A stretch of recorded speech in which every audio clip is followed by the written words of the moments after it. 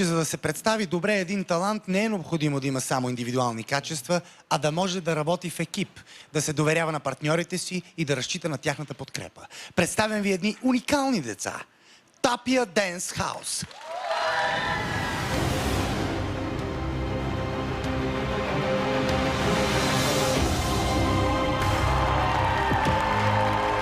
Ние сме Tapia Dance House.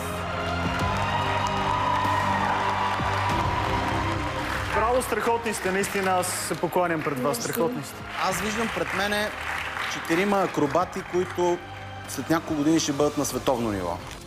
Докато танцувахме, се чувствахме добре, бяхме, разбира се, малко притеснени, но важното е, че успяхме.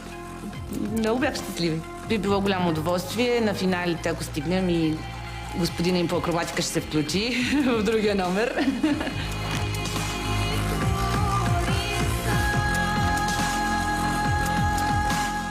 Виждам, че сте работили много върху цялостното въздействие от сцената. Невероятни сте. Браво!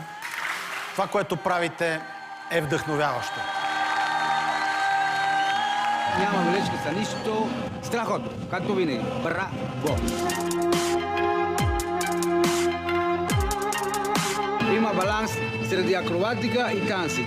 Толкова трудно може ли акробатика и трудно пак и танци. Това е... няма по-нагоре и няма по-надолу. Този, който е събрал по-голяма част от симпатиите на зрителите е... Tapia Dance House! Чувстваме се много добре, защото сме на финал. Това значи, че сме постигнали много. Искаме да покажем нашия номер, защото много се трудихме, за да постигнем това, което сега умеем. И благодарим на всички хора, че ни подкрепиха и ни помогнаха да стигнем на финал. Гласувайте за нас!